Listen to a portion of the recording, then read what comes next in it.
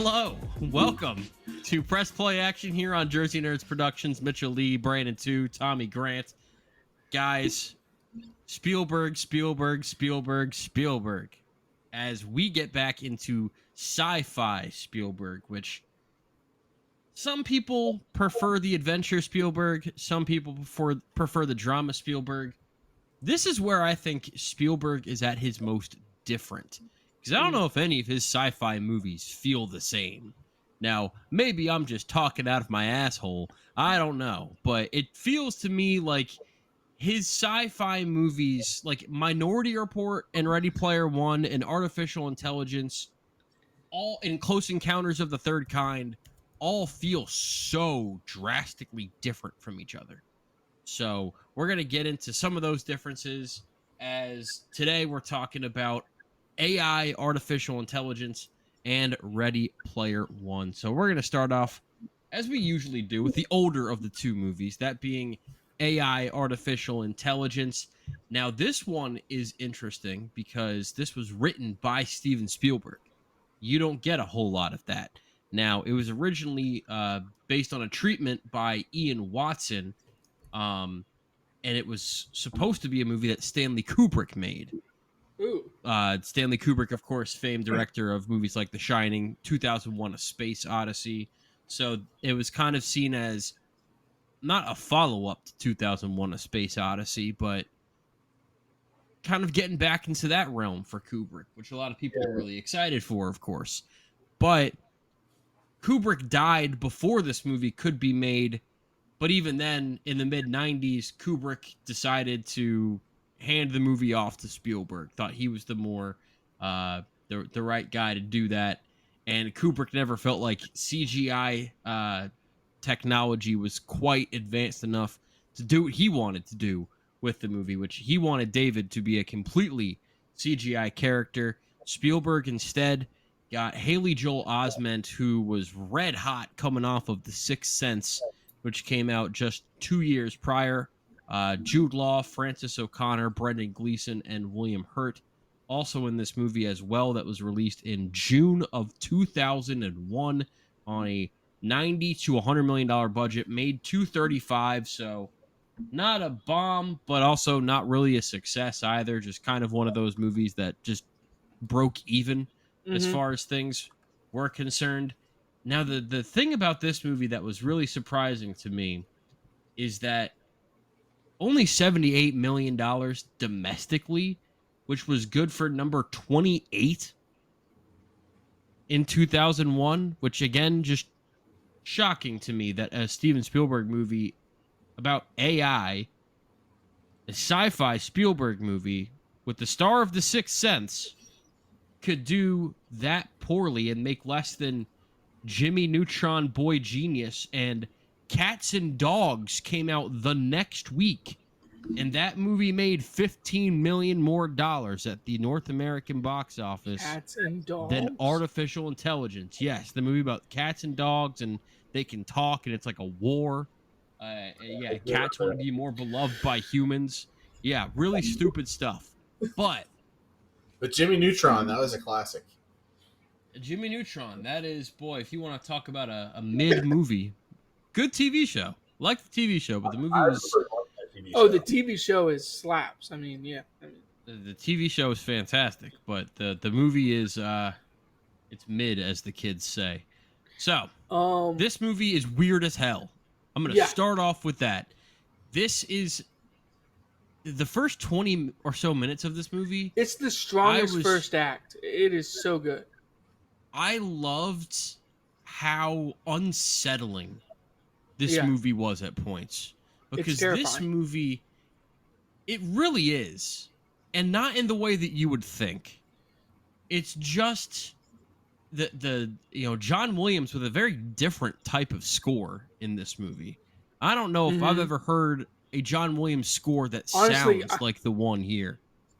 And I appreciate that. I got to the end of the movie. Yeah, I got to the end of the movie and I was like, John Williams did the score. I was like, it doesn't feel like John Williams did the score. Like it's just different. It just feels different. The pool sequence is just, I mean, that is like a crazy terrifying scene to me. Um, yeah, I think the first act is like super strong, like an awesome first act. When My it's problem with the movie goes much deeper and later into the film. my But I will problems, agree and with you. It's weird. It's weird throughout, but I think the first act is awesome. I loved this movie. Okay. I really got into this thing. And I think that it starts strong and it ends strong, and some of my problems are more in the middle Yeah, yeah. because at times I don't want to say it feels aimless, but it just kind of feels like it's more of exploring the world rather than I was so into an incredibly personal story with Haley Joel Osment and his life at home. And by the way, this movie's about an AI kid named David who goes to live with his family and what happens afterwards. And we're Right. going to get into spoilers because there's really no way to talk about this movie without talking about spoilers because this movie goes into some very strange places. It kind of We have reminds to me of talk Blade about Runner it. 2049 in that way, Yeah, where yeah, it's not a movie that goes like, how do you even market a movie like this? It seems impossible to me. It's yeah. just, hey, it's Spielberg and some really talented performers. Come check it out.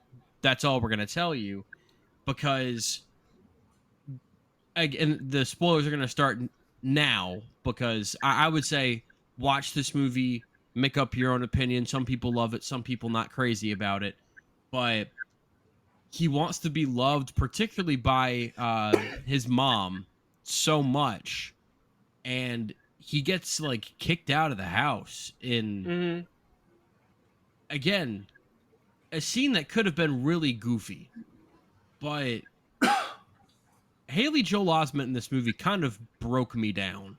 I'm not gonna I lie. mean, he's This kid, stacking child performances on top of child performances. Like it this is. this this kid is phenomenal in this movie. I might even argue he's better here than he was in The Sixth Uh, Sense. I don't think it's a stretch. I think he's in the ballpark. I think he But definitely. I think he I is think they're better in more. this movie than but he is in I, The Sixth Sense. I But I think think he also has more to do. to keep with the baseball analogy, I think he's on third base here, and obviously for the Sixth Sense, he hit a homer, like he's going all the way around. Where this is like a triple to me, like he's very close to the Sixth Sense. See, I think they're both home run I performances. Sixth Sense, he wasn't as involved because it was more of a Bruce Willis led movie, whereas this, he was more the lead. I will say he is He the has more lead to in do this here. more, yeah. Yeah. But He is the thing I loved most about hi- this movie, and his he is character, great. his character is odd. I mean, it's supposed to be, but it is. The interactions are weird. The emotionality of it is weird. He's not the weirdest one. No, no, he's not. I think Jude Law takes the Oh, Jude fucking Law. cake with I that. mean, Jude The Law. first Takes the, couple of yeah. scenes we get with Jude Law, you're just like, okay, now where the hell do you fit in any of this? Like, Yeah. But I will say, what movie am I watching now? You guys are saying David's like the lead, and he is.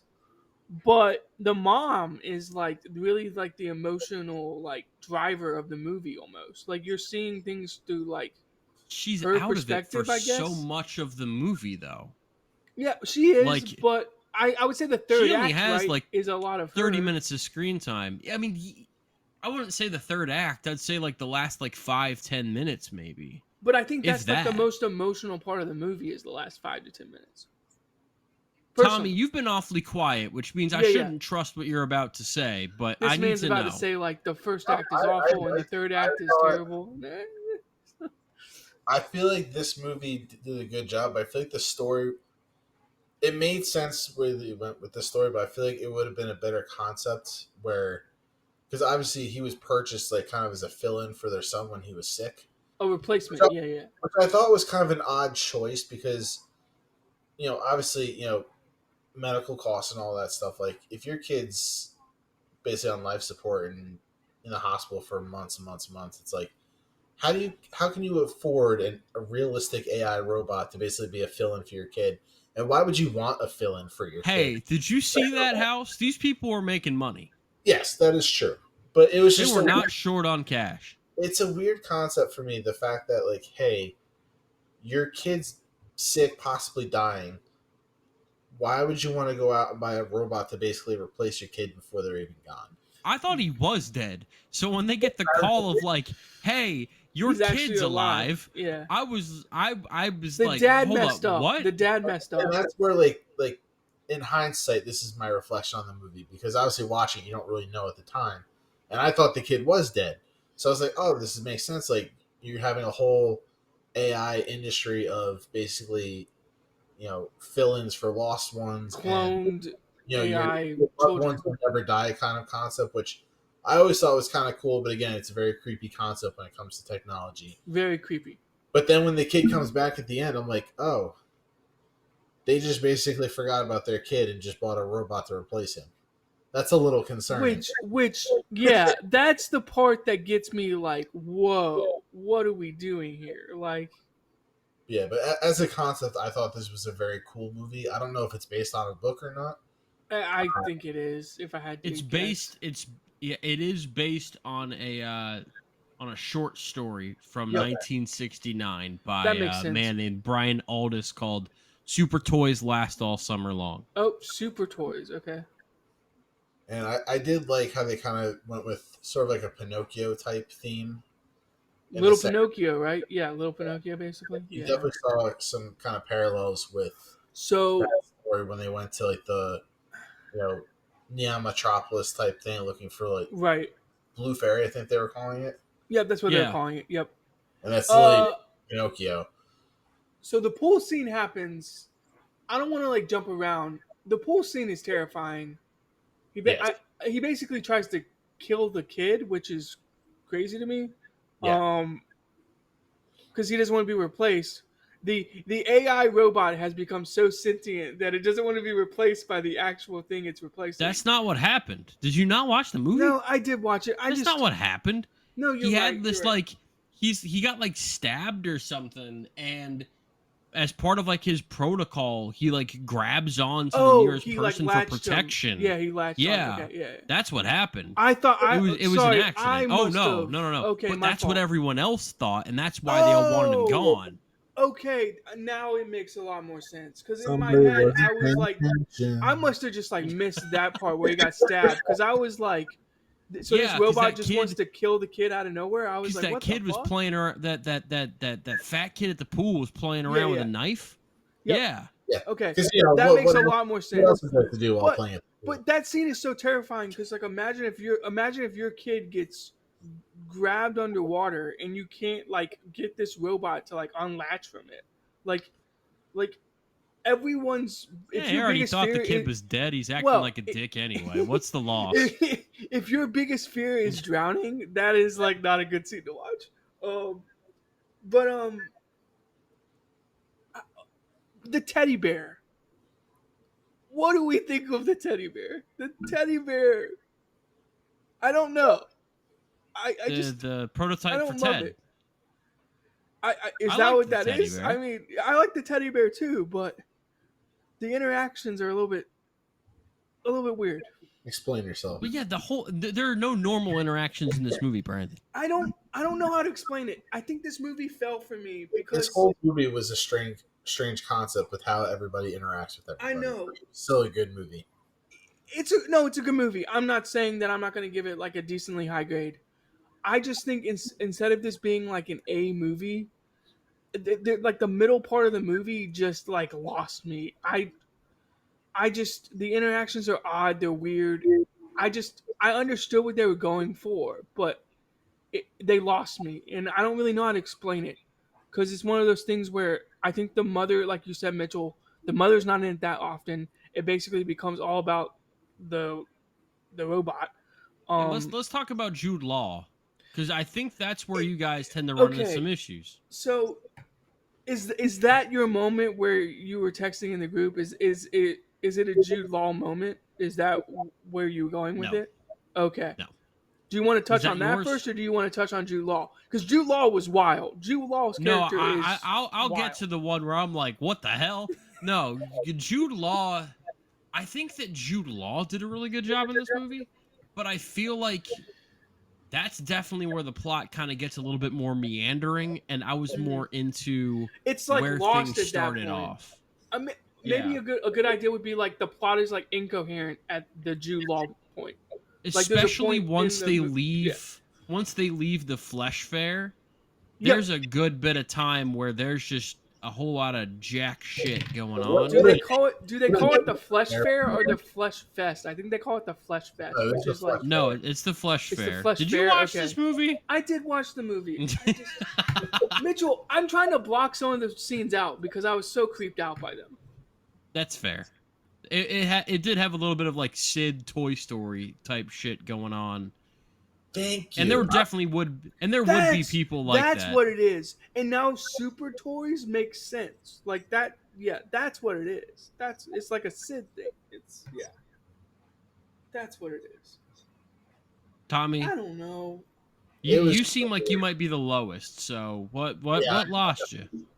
It's nothing that lost me. It was just weird concept of this movie. It's again, I said this last week. Like sci-fi movies were never my favorite, like most favorite genre of all films, and it's just because there's always concepts out there. Yeah, there is only so many concepts. Where it's a good movie, I would definitely watch it again.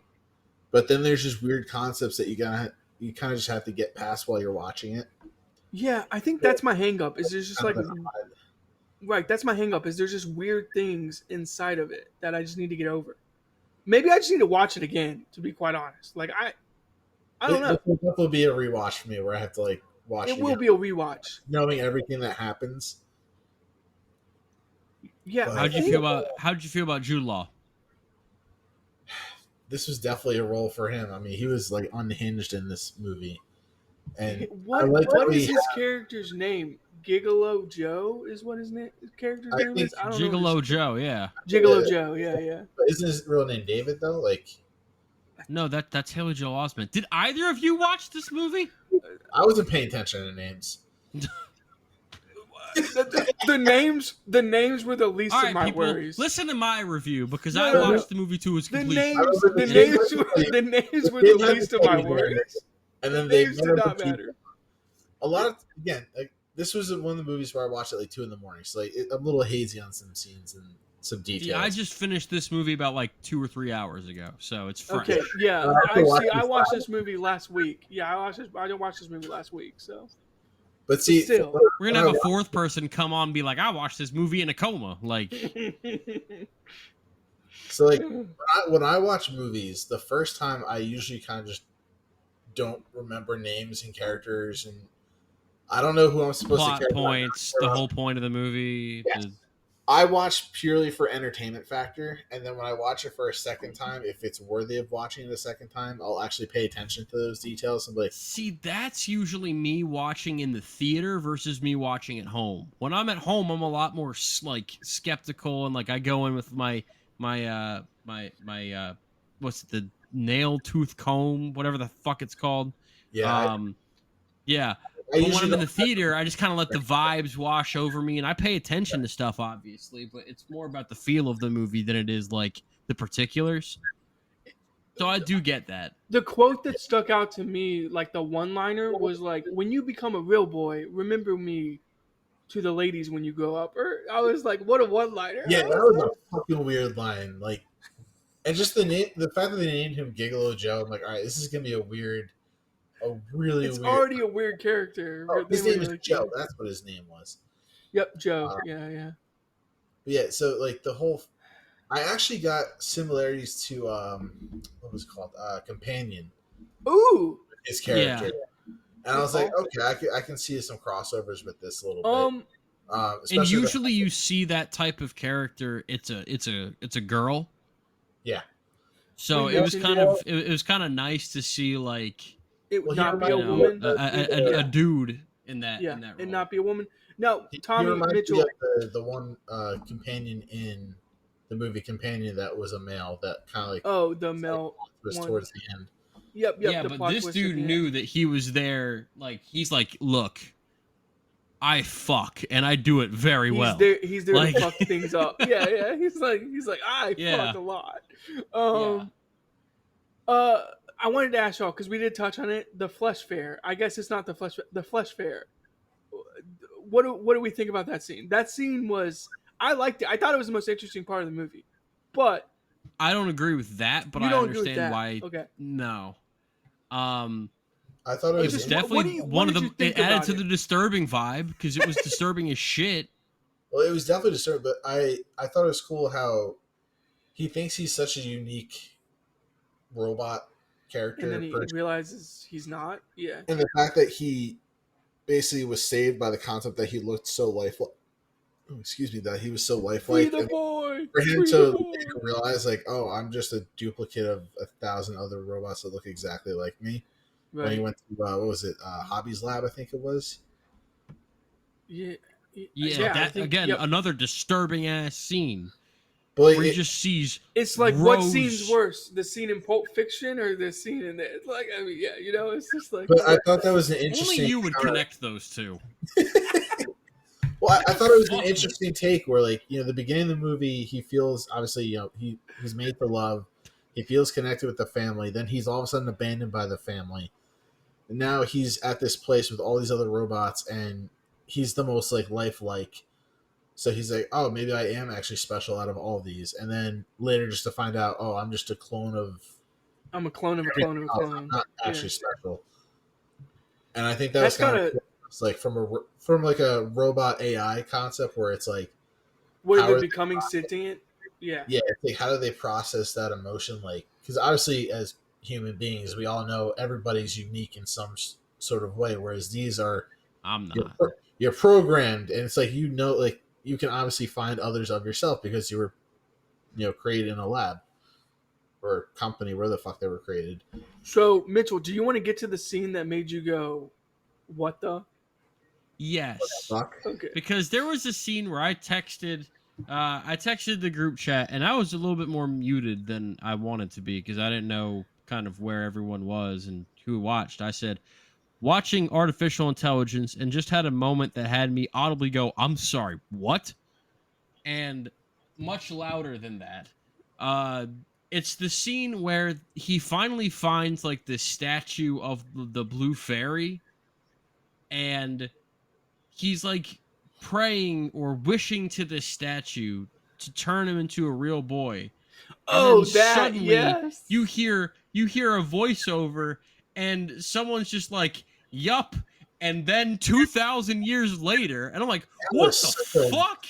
This guy, okay. he did this shit for 2,000 years. At we no just- point did he think, maybe this isn't gonna happen. Right. We That's just for me. That's where the movie took jumped such a ahead. weird twist. I was like, I didn't really care for it. Obviously, I understood why they did it for his character, but like, you have such a Teddy Fine weird. Bear for never turned to 2,000 him and say, years. hey, buddy, maybe we go get a sandwich or something. I Well, know see, we don't eat, but let's that's just do where something that's else. where the teddy bear isn't Ted. Like Ted would have told him, like, "Hey man, give it the fuck up," you know. All Like, right, you bastard, let's get up and move. yeah, you know? let's get up and move. Give it the. It was get just the fuck such a up.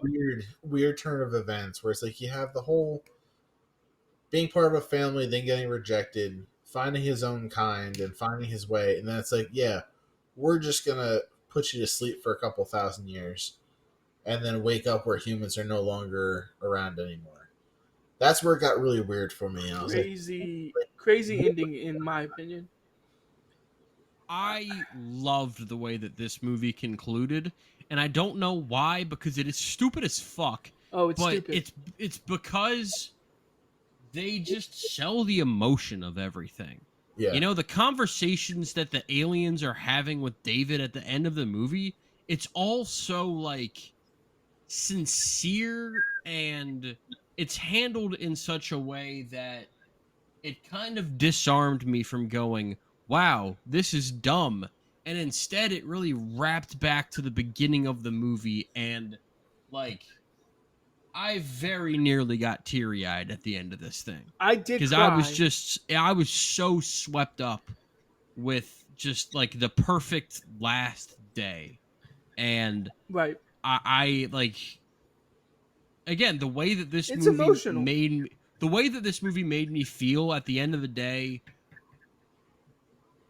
I place a higher value on that than the other nitpicks that I have with the movie because the emotion of it was so strong, and I loved the main character so much, and I I, thought that was a journey that I was very willing to go on.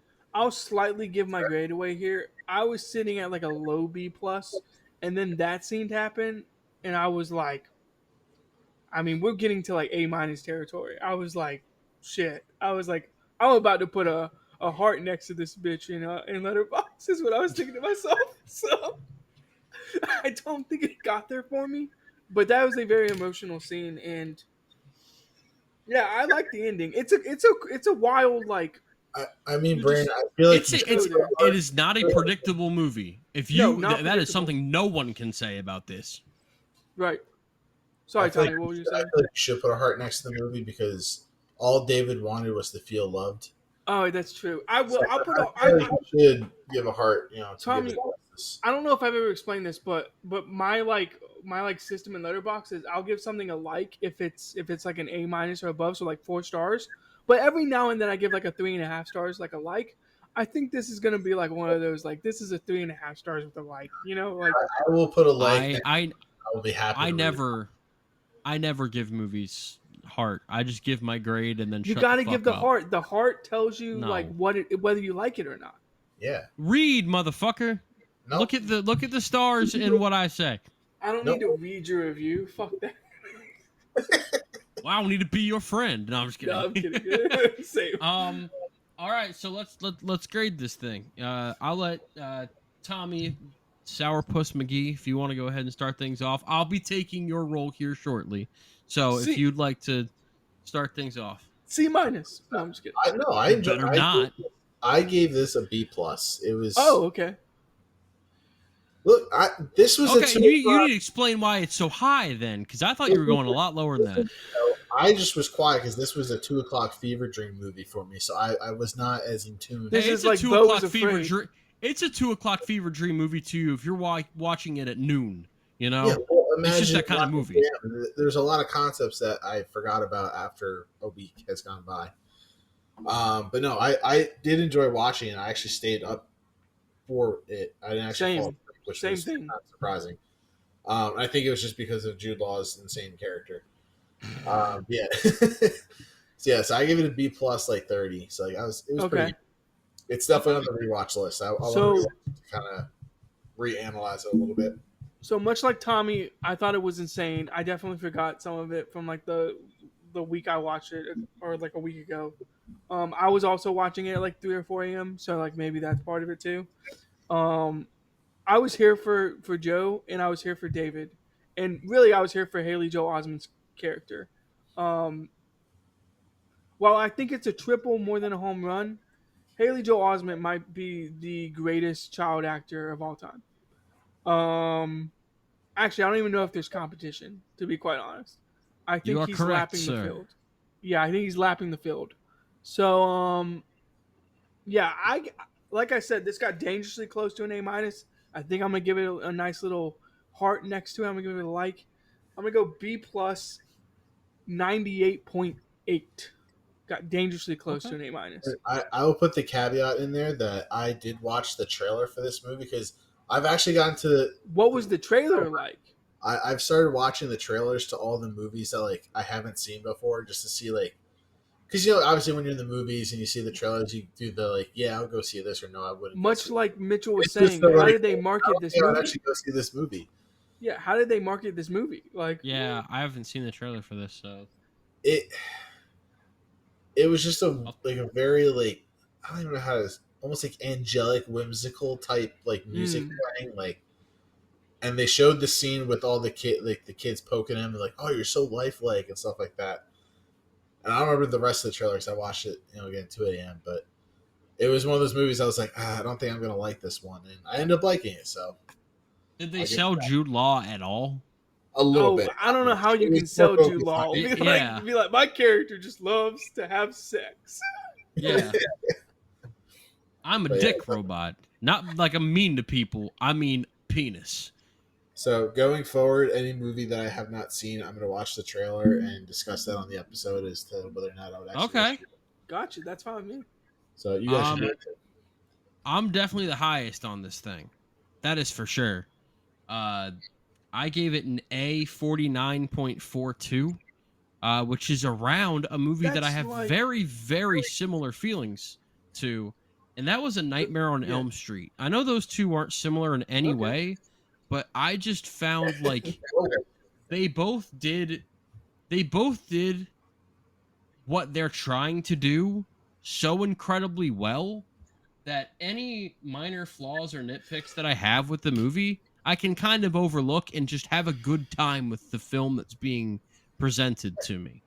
And I think that they both really soar when it comes to that. So, yeah.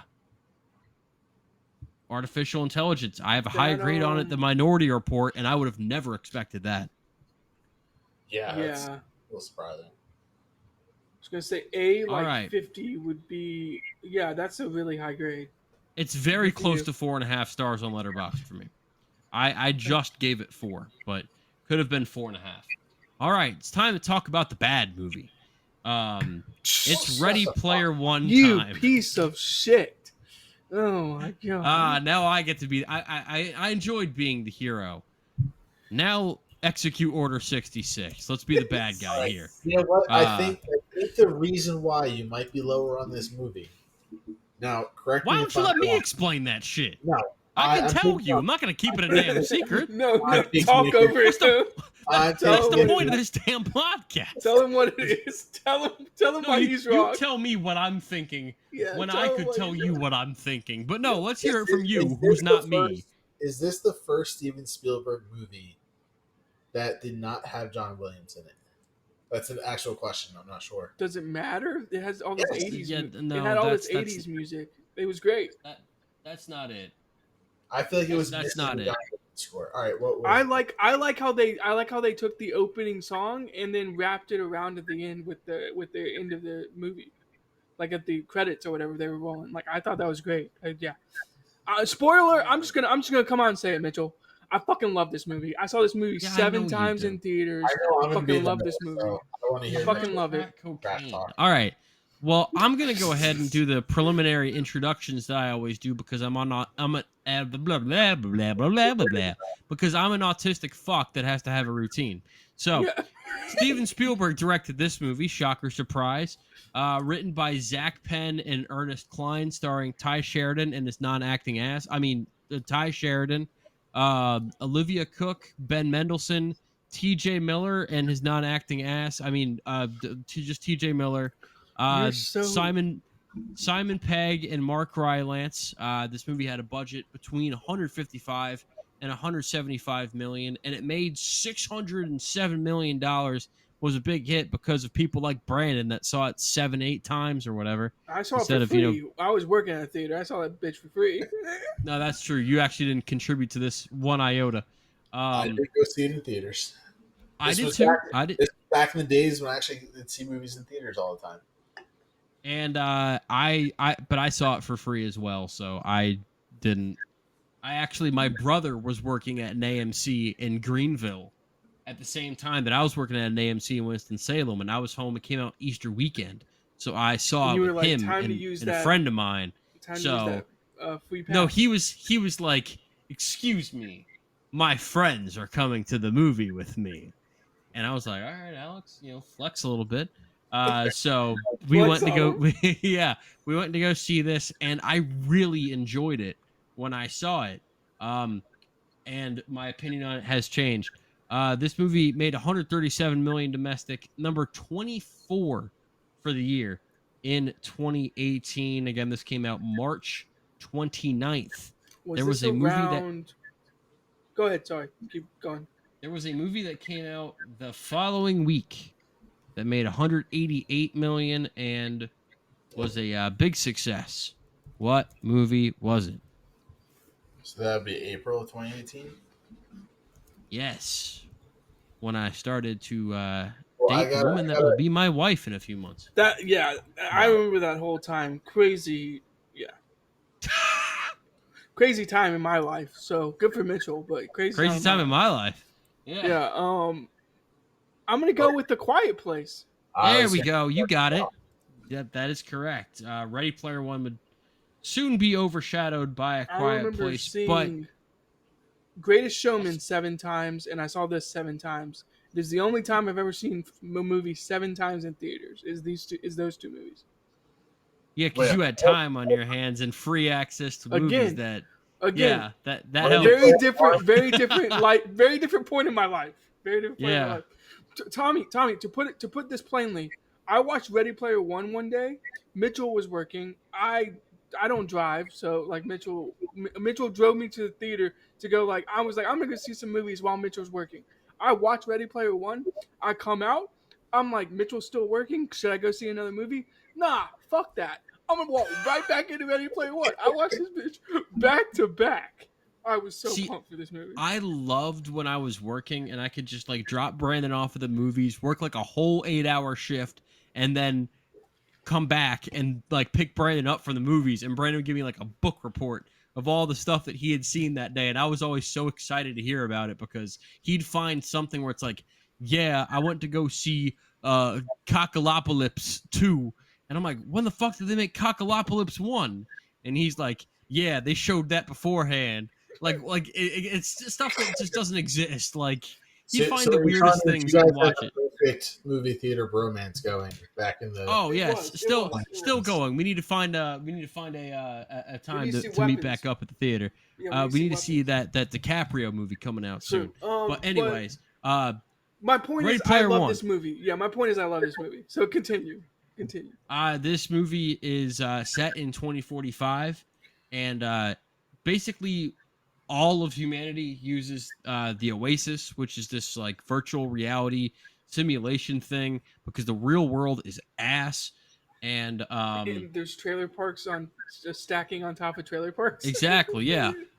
In Columbus, Ohio, which is someone who was just The recently in Columbus, fastest Ohio. growing city in America, according Yeah, to. I really like Columbus, Ohio. I really hope it looks nothing like that in 20 You years. hope the stacks doesn't Growing exist. and with technology advancing so much, this kind of was like I could kind of see this happening. But not I trailer can't parks. see it to the extent. Not Maybe trailer not to parks. the extreme of how it was built, Right. but like I feel like I could see everybody in their homes with their little virtual goggles on, almost like a hybrid. I picture like houses on top of houses. You know what I mean? I can see our future being a kind of hybrid of this and the Wall-E universe, where everybody just has Ooh.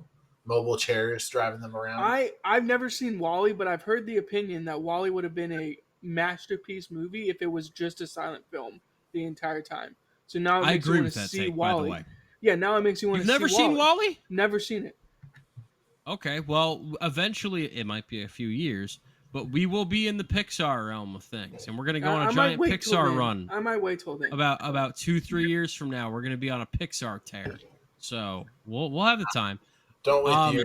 Honestly, I would say watch it now since we're on a sci-fi kick the past couple weeks. True. Okay, that's fair. Don't watch it now. We're doing a damn review. Mitchell, Brandon's just like, ooh, Wally's great. like what an awesome film. You mentioned how this looks. It is weird. It is a little like odd. This movie's just gray and drab and boring to look at, I think. I wouldn't say that, but it is gray at the very beginning of the movie. It almost let me do this. Let me do this. Society. I have no idea how Tommy feels about this, but Okay. I want you guys to get, particularly Brandon. Let's start off with the positives. Why did you love this movie the way that you loved this movie? And I'm not going to interrupt and be like, oh, you're fucking wrong or anything like that. Like, tell me. He's just going to think it.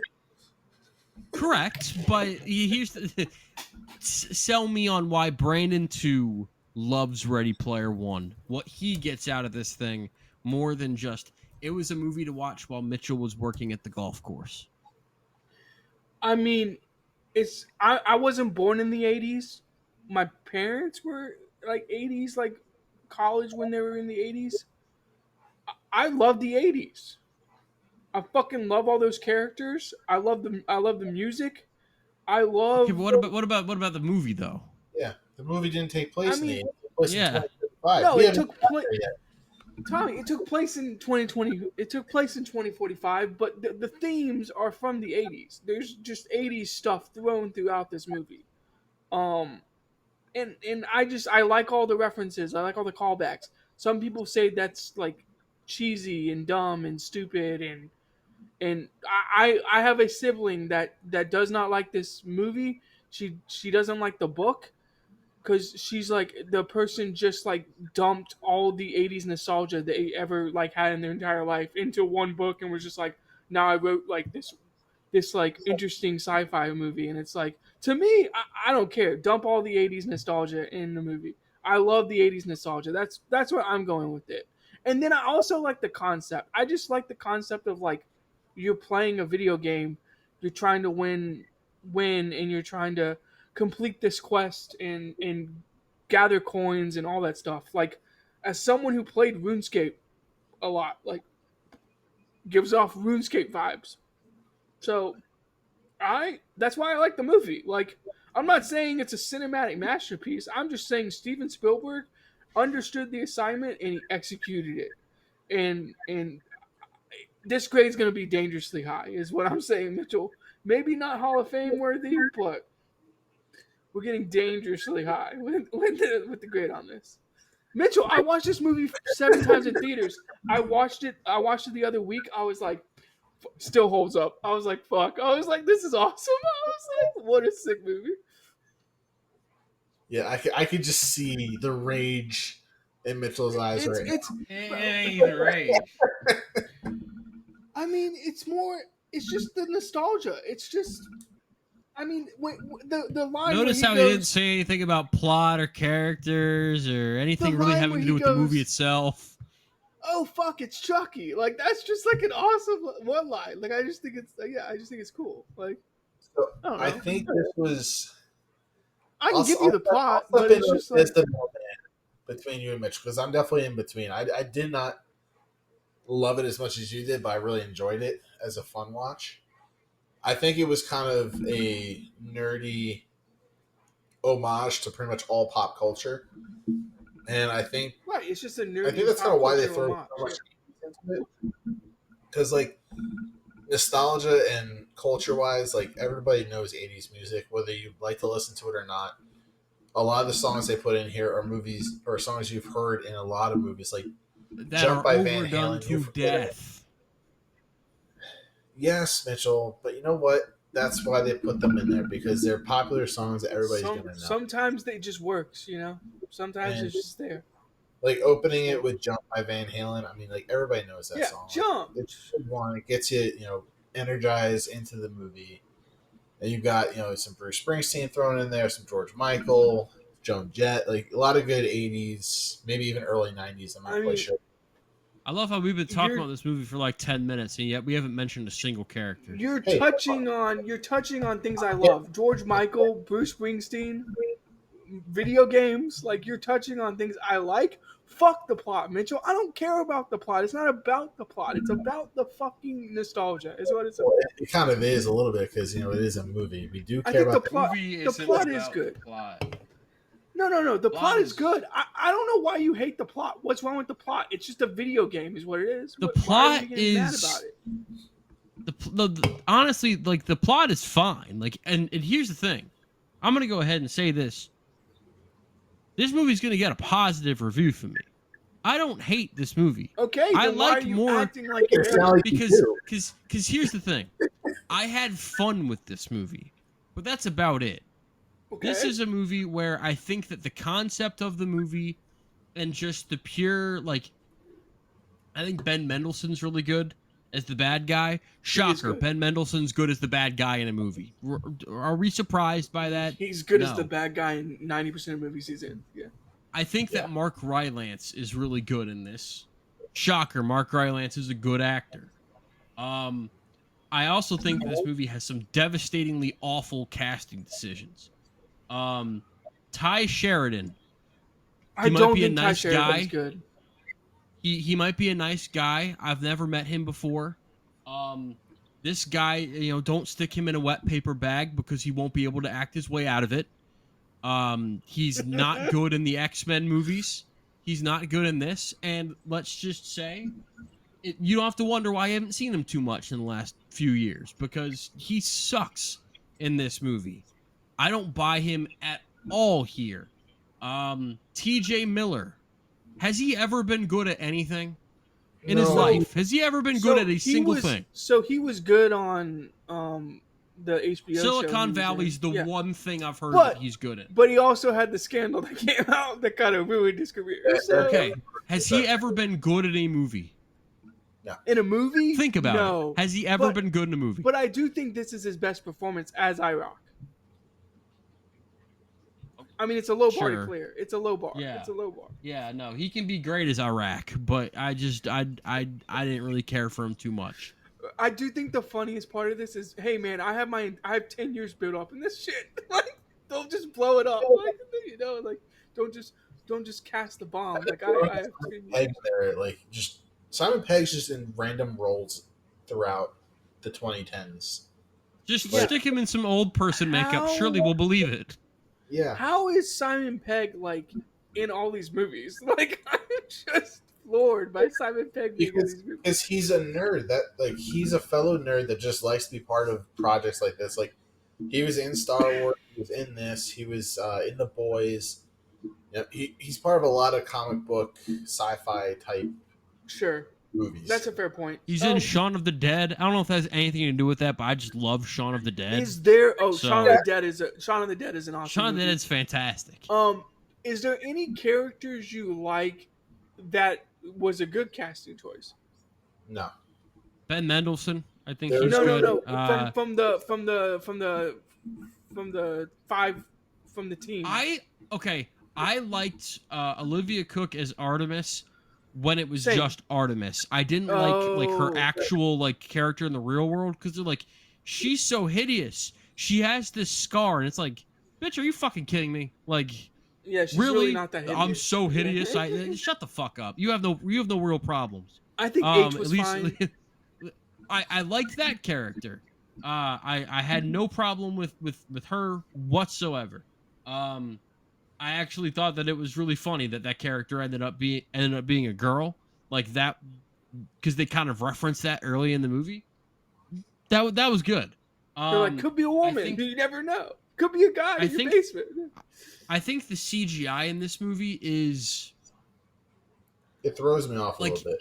It's not bad. I don't mind it, but considering the fact that I'm basically looking at it like exclusively for 2 hours and 20 minutes, It needs to be better. I see. I don't. The CGI I thought was fine. I had more problems with the visual style of the movie and just how gray everything looked. And I know it's like, yeah, that's just how 2045 looks. But the problem is, it carried that look into the Oasis. Into the Oasis, yeah. Now, I do think like the race scene is vibrant. I do think some of the colors in the race are vibrant. See, I think that needed to pop a little bit more. The Okay. scene where I thought that the color and the final battle is just a gray CGI. Well, I think that's what that's the vibe they're going for. I the don't know. only thing that really popped for me, and I remembered liking this scene a lot more when I saw it in theaters than I did when I watched it the other day, was the Shining scene. That was the scene, and also I think I might have liked it more because I had never seen The Shining when I saw it the first time. I've seen The Shining multiple times, and I think that that's one of like my favorite horror movies ever. So now I'm like, when now they you're reference it, yeah, and they spent a lot of time in it, and I'm like, all right, come on, guys, like, I love The Shining too. Let's not reference better movies, and that's kind of like a rule of thumb, is like, don't reference a movie that's better than yours, and they reference like 9,000 but movies that that's are better source than this one. material. That's source material. But this for this movie, most of them I'm willing to give it a pass for because it's just kind of what the movie is. Yeah. Except for that scene, I'm like, yeah, I kind of wish that I could just turn this movie off and go watch The Shining instead. You can't talk me off the cliff, Mitchell. I'm about to skydive. Like you can't talk me off. Of this movie was to find an Easter egg, and part of what they did as part of that was Oh, I think the Warren Robinette thing was awesome. I did like that. I thought that was good. But the fact that they threw in 1,000,001 Easter eggs of all these That's the funny part pop to me. culture movies, like that was kind of part of the concept. And I think that's why they grayed out the CGI world a little bit, so that way the other characters popped out more for you to look at. Because Okay. if you had such a very colorful, vibrant world, you'd be like, you wouldn't know what to focus on. But when you have a kind of a great overtone, you have all these other characters from all these pop culture movies popping up. You kind of see them a little quicker. You're like, oh, that's King Kong, or oh, that's like The real Jurassic Park. right, exactly. That's anything. Um, the real plot thing I had a problem with was the villain and the Gunters. Like, I don't know. DJ Miller. No, I have no problem with IROC. I whatever. IROC's just like a character that's like, I mean, he's basically like a World of Warcraft character that's like, I built up 15 years of my life in this oasis. Like, yeah, he's just there for like the loot, is what he basically is. But the whole like that one company trying to take control of the oasis and the Gunters like searching for the keys. I think the villain could have been done better, but I also think like maybe that's just what Steven Spielberg has to work with. Like I don't know if there's anything he can do there, and that might just be the story itself. I guess is my point. So if I was gonna push back a little bit on what I've said about the movie, the plot in that aspect, the villain could have been better. But I do think that Ben Mendelsohn as Soretto is a good villain. I just think like the concept of Soretto is kind of like lacking. I guess is my big takeaway. I don't know I how you think guys feel about that. he brings more to it than was on the page. Yeah, but I just think that's the story. Like it's just not as interesting as it could be. Also, I also shocker, think a that I company would tries to just be. take over another Oh, company's thing. sorry. Like, no, I was just saying, like, shocker, a company takes over another company's thing or tries to like take over the world. Like, shocker, like, oh, that's such a That classic would villain. happen. Yeah. So I think if you just got a better actor to play the main character, I would be so much higher on this movie. So yeah. many of my problems come from the fact that I just think this lead sucks. Fair enough. I do not think he's I convincing. won't. I just don't. I was not interested in him, and Time for a I fan think cast. that character was written decently. Like my problems with the main character aren't on the page. My problems with the main character are the fact that they got an actor that can't act. Mm, Who would you have thrown into that role if you could? would See, part of me was thinking Taron Egerton, but he's too old. Yeah, I was gonna say that was exactly what I was thinking of. Would At that Taron time. Egerton have made that role? Tom Holland. I mean, if you put my boy Timmy in anything, it'll be better. But Oh, you know, Timothy Chalamet. Yeah. you put my boy Timmy in there. So I mean, will he say made his this. own Xbox 360 controllers. He was True, made for he this. did. He was made for this. I won't defend Sheridan's performance. I don't think it's good, but I personally don't care. I'm not there for Sheridan's performance. To be honest, Yeah, I this mean, is one of look, those movies. You're not here for the character performance. You're here for the visuals and yeah, I'm here for the visuals. I'm here for the nostalgia. I'm here for the Easter eggs. Sorry, I hate to break it to you. it's A a video plus, game. That's what people are here to watch. A plus, 40 something. I'll give my exact grade a little bit later. All right, grade this thing. A plus 43.4. Damn. A plus 43.4. You can't change my mind. I saw it 7 times in theaters. I saw it back to back. It's a good movie. It's a fun movie. Yeah. That's a higher grade than I gave Mission Impossible Fallout and Interstellar. That's just you being low on Mission Impossible Fallout. I can't help that. Yeah, we can't help your mistakes, Mitchell. That's a mistake on your part. First of all, I think that's a really high grade, man. Mission Impossible Fallout is like. Hey, everybody's allowed to love movies that they love, Mitchell. You know what? If I watch, love watching. right, if I watch this movie in 2 more years, Mitchell, and I just go, Ty Sheridan's character sucks, I might drop this a full letter grade. So I might get to like an A43. Because I think I remember it being like an A when I first I hope that saw doesn't happen. I hope that your love for this movie continues. it. I hope that Sure, you don't reach that point. So but I will I'm say not actively rooting for that. I promise. I just think your Mission Impossible grade is really low. If I'm being honest. Honestly, that's fair. Tommy? I gave this an A minus 10. Yeah, so he loves it. That's a like in He's my book. well, yeah. He gave it an A minus. Mitchell's about to give us a B. No, I'm gonna give it a B minus. 45.05. Gross. Which is about the same grade that I gave High School Musical 2. High School Musical So 2 is a fun movie. So again, what are we talking about here? You know, yeah. As far as have I given any other Spielberg movie a B minus? High School Musical 2 gives us the performance of a lifetime where Zac Efron runs around a golf course. No, that's now, fair. quick side question. What was your favorite Easter egg / like character cameo in this movie? Because mine was Iron Giant, because that was my favorite animated movie. Iron Giant's a good one. Mitchell, I've never seen that one, but I haven't, but I know I need to. I know it's great. Give me Nightmare on Elm Street when he comes out. I love that. Nice. Yeah. Mine would probably be, strangely enough, I know this is like the least creative one. But during the race, when you get the T-Rex, and you That is get cool. like the T-Rex chase, and it's like, wow, so nobody can do this like Spielberg, because that was more intense than any of the other Jurassic World Park whatever, and God, it's he should just literally make not a dinosaur Jurassic movies. movie. He literally should just make dinosaur movies. Is what Yeah. I think that's what You we should put to. dinosaurs in all his movies. You know, next time I watch Schindler's List, just have a dinosaur running around. Saving Private Ryan, dinosaur running around. Artificial intelligence, you know what David could have used? A dinosaur.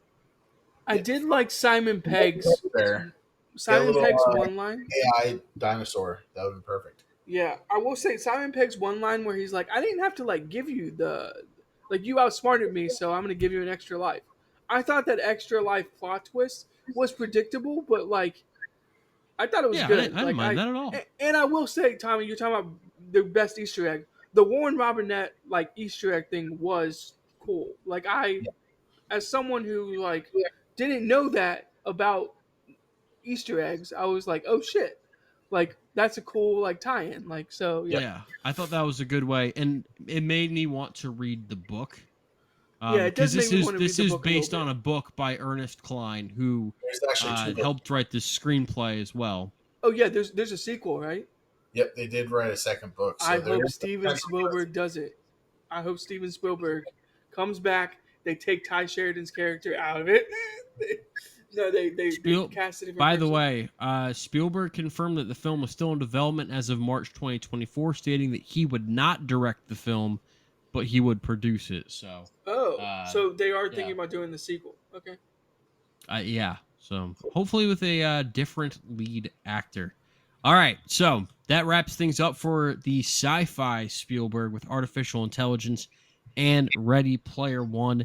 Next time around, we had our fun with Tom Cruise. Now we're going to have some fun with Tom Hanks, as it's Catch Me If You Can and The Terminal. I've never seen The Terminal, but I have seen Catch Me If You Can, and we haven't had a Leonardo DiCaprio movie here in a minute, so it'll be fun to have Leo and talk about him again.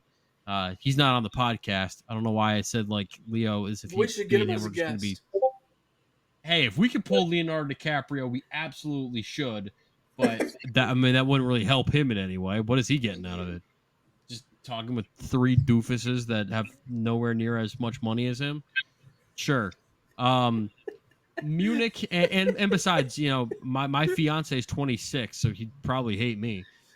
Or he's like, yeah, take all the old ones, Mitchell. So after our fun with Tom Hanks, we have our fun with history, as we get Munich and Lincoln, and the Oscar-winning performance of Daniel Day-Lewis as Abraham Lincoln. Daniel Day-Lewis' best performance ever. Full stop. We can certainly talk about that.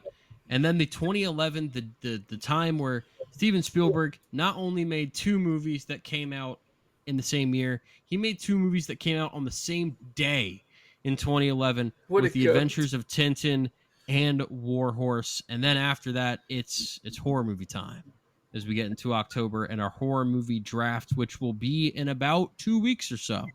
Yeah. As we get ready for a fun spooky season. I don't know if you guys know this, but the pumpkin spice lattes, they're back at Starbucks. Football's about to be on the TV. The leaves are going to start turning orange soon enough, and the temperature is actively dropping. Spooky season, fall season, October is coming. So we got a few more Spielberg episodes beforehand. So tune your ass in. Goodbye.